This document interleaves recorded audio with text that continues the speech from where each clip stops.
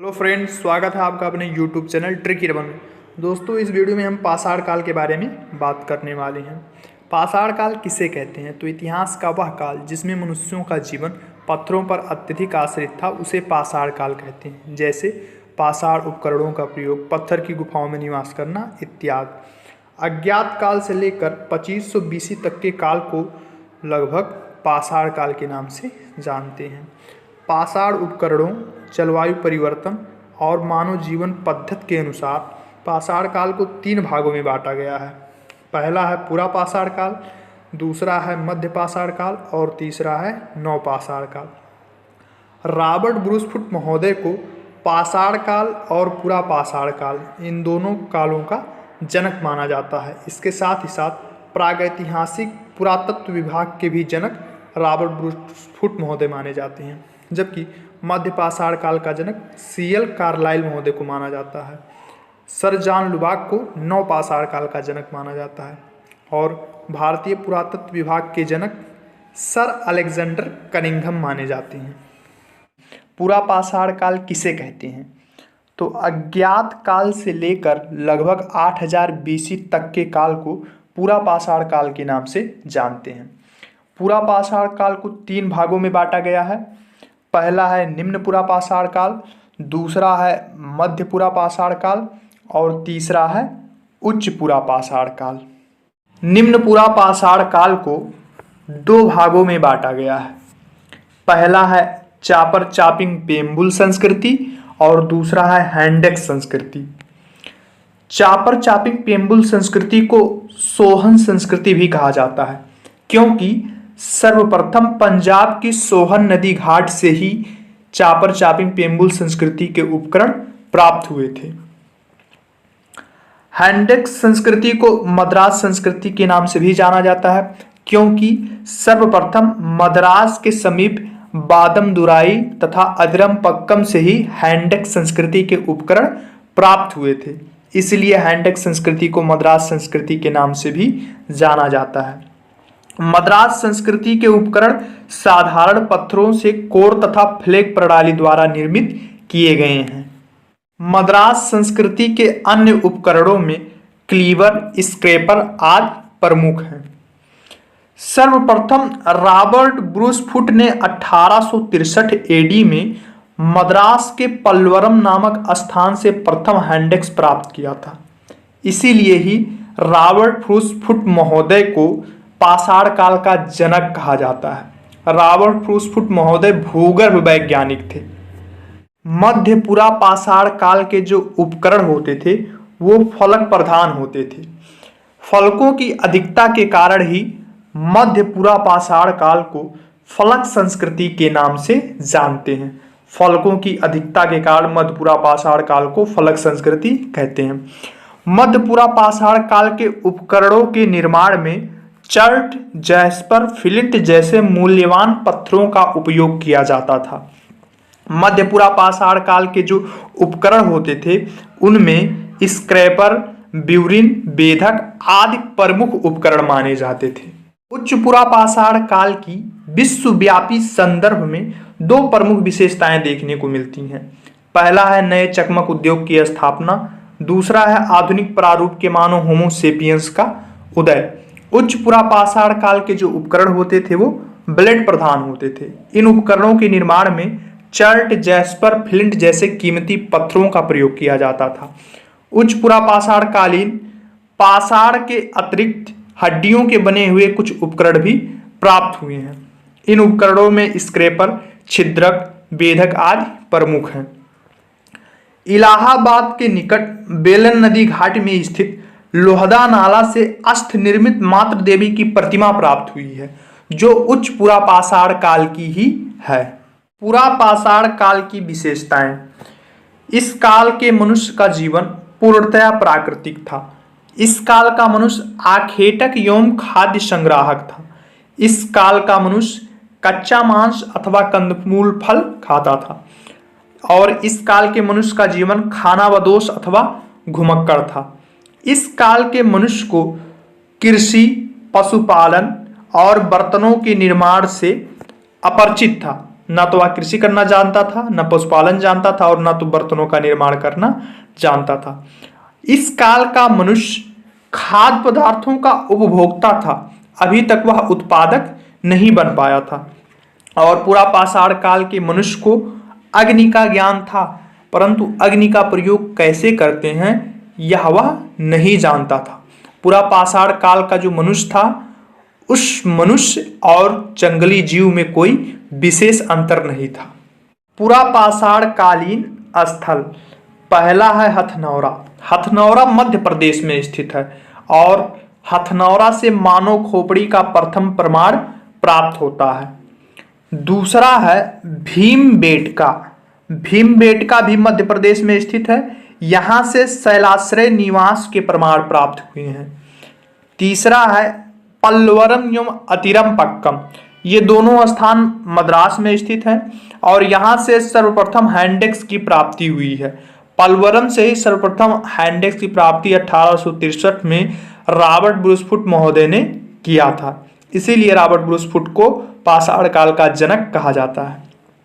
चौथा है लोहदा नाला, यह उत्तर प्रदेश में स्थित है और यहां से अस्थि निर्मित मातृ देवी की प्रतिमा भी प्राप्त हुई है। लगभग 8000 बीसी से लेकर 4000 बीसी तक के काल को मध्य पाषाण काल के नाम से जानते हैं। भारत में मध्य पाषाण काल के विषय में सर्वप्रथम जानकारी 1867 में हुई, जब सीएल कार्लाइल महोदय ने विंध्य क्षेत्र की पहाड़ियों से लघु पाषाण उपकरण खोज निकाले, तभी मध्य पाषाण काल के विषय में भारत में जानकारी प्राप्त होती है। मध्य पाषाण काल के जो औजार होते थे वो आकार में अत्यंत छोटे होते थे। इन्हीं कारणों से मध्य पाषाण काल को माइक्रोलिथिक एज या सूक्ष्म पाषाण काल के नाम से भी जानते हैं। मध्य पाषाण काल के जो उपकरण होते थे वो चर्ट, जैस्पर, फ्लिंट और चालसेटनी जैसे कीमती पत्थरों से बनाए जाते थे। मध्य पाषाण काल के जो औजार थे उनमें ब्लेड, स्क्रैपर, प्यूरिन बेधक आदि प्रमुख हैं और मध्य पाषाण काल के औजारों के जो आकार थे वो त्रिभुज तथा समलम चतुर्भुज के जैसे थे। मध्य पाषाण कालीन कुछ हड्डी तथा सींग के बने भी औजार प्राप्त होते हैं। मध्य पाषाण काल की विशेषताएं। भारत में मानव अस्थिपंजर सर्वप्रथम मध्य पाषाण काल से ही प्राप्त होते हैं। मध्य पाषाण कालीन मनुष्य आखेटक एवं पशुपालक था। इस काल का मानव शिकार के साथ साथ पशुओं को पालना भी सीख गया था। सर्वप्रथम मध्य पाषाण कालीन मानव ने ही कुत्ता को अपना प्रथम पालतू पशु बनाया था। मध्य पाषाण कालीन मनुष्य नदियों के किनारे निवास करता था। आखिर क्यों ये नदी के किनारे निवास करते थे? तो ऐसा इसलिए क्योंकि नदियों में इनको आसानी से पीने के लिए पानी मिल जाता था, साथ ही साथ ये नदी में आसानी से मछली का शिकार कर लेते थे और जब जंगली जानवर नदी में पानी पीने आते थे तो उनका भी शिकार ये आसानी से कर लेते थे।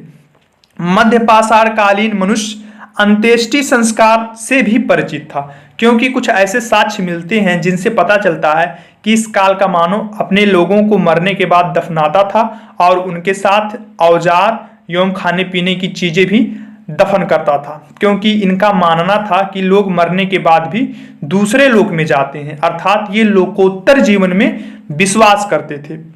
मध्य पाषाण कालीन मनुष्य मध्य पाषाण काल के अंतिम चरण में बर्तनों का निर्माण करना भी सीख गया था। बागौर नामक एक मध्य पाषाण काल का स्थल है जो राजस्थान में स्थित है। यह सबसे बड़ा मध्य पाषाण कालीन स्थल माना जाता है। मध्य पाषाण कालीन स्थल पहला है बागौर। बागौर राजस्थान में स्थित है। बागौर से पाषाण उपकरण एवं मानव कंकाल के साक्ष्य प्राप्त हुए हैं। दूसरा है लंघनाज। लंघनाज गुजरात में स्थित है। लंघनाज से 14 मानव कंकाल के साक्ष्य प्राप्त हुए हैं। तीसरा है सराय नाहर राय। यह उत्तर प्रदेश में स्थित है और यहां से हत्या का प्रथम साक्ष्य प्राप्त होता है।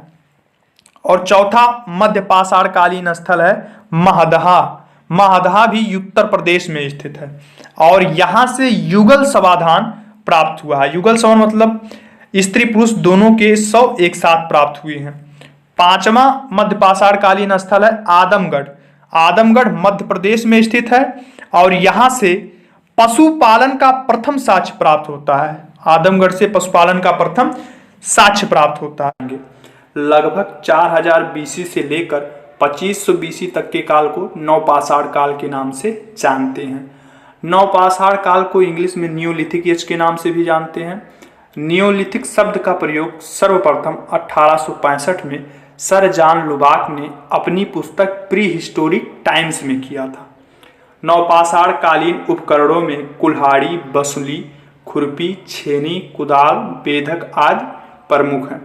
नवपाषाण काल में मनुष्य पत्थर के उपकरणों के साथ साथ हड्डी के उपकरण का भी प्रयोग करता था।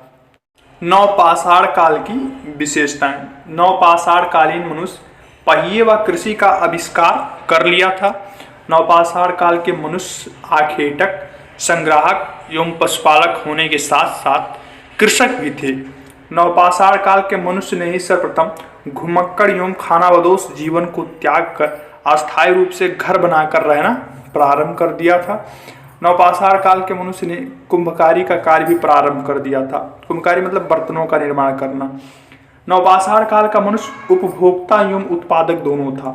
अब मनुष्य खाद्य पदार्थों का उपभोग करने के साथ साथ उनका उत्पादन भी शुरू कर दिया था।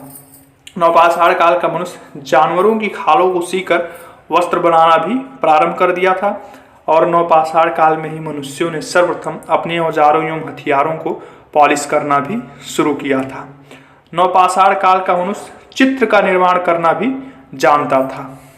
इस काल के मनुष्य ने अग्नि का प्रयोग करना भी सीख लिया था।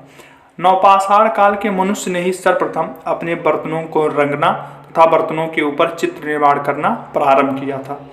नवपाषाण काल का मनुष्य अपने मृतकों को समाधियों में दफनाने लगा था। इस तरह से इनकी अंत्येष्टि संस्कार विधि थी। नवपाषाण कालीन स्थल पहला है मेहरगढ़। मेहरगढ़ पाकिस्तान के बलूचिस्तान प्रांत में स्थित है। मेहरगढ़ से कृषि का प्रारंभिक साक्ष्य प्राप्त हुआ है। दूसरा है बुरजहोम। बुरजहोम कश्मीर में स्थित है। यहाँ से मालिक के साथ कुत्ते को दफनाने का साक्ष्य प्राप्त हुआ है तथा बुरजहोम से गर्तावास का भी साक्ष्य प्राप्त हुआ है। तीसरा है कुलडिहावा। कुलडिहावा उत्तर प्रदेश में स्थित है। यहाँ से धान की खेती का साक्ष्य प्राप्त हुआ है। चौथा है चौपनी मांडो। चौपनी मांडो भी उत्तर प्रदेश में स्थित है। यहाँ से मृदभांड के साक्ष्य प्राप्त हुए हैं। पांचवा है चिरांद। चिरांद बिहार में स्थित है और चिरांद से हड्डी के उपकरण के साक्ष्य प्राप्त हुए हैं। छठवां है लहुरा देव। लहुरा देव भी उत्तर प्रदेश में स्थित है और यहाँ से चावल की खेती का प्राचीनतम साक्ष्य प्राप्त हुआ है। लहुरा देव वाला चावल की खेती का जो साक्ष्य है वह मेहरगढ़ से भी प्राचीन है। मेहरगढ़ का जो साक्ष्य प्राप्त हुआ है वह 6500 बीसी का है, जबकि ये चावल की खेती का साक्ष्य जो लहुरा देव से प्राप्त हुआ है वो 8000 बीसी का है। इस तरह से खेती का मतलब धान की खेती का जो प्राचीनतम साक्ष्य प्राप्त हुआ है सबसे पुराना लहुरा देव वाला है, उसके बाद मेहरगढ़ वाला है। धन्यवाद दोस्तों, उम्मीद करता हूँ वीडियो आपको पसंद आया होगा। अगर वीडियो पसंद आया है तो चैनल को लाइक, शेयर एंड सब्सक्राइब करना ना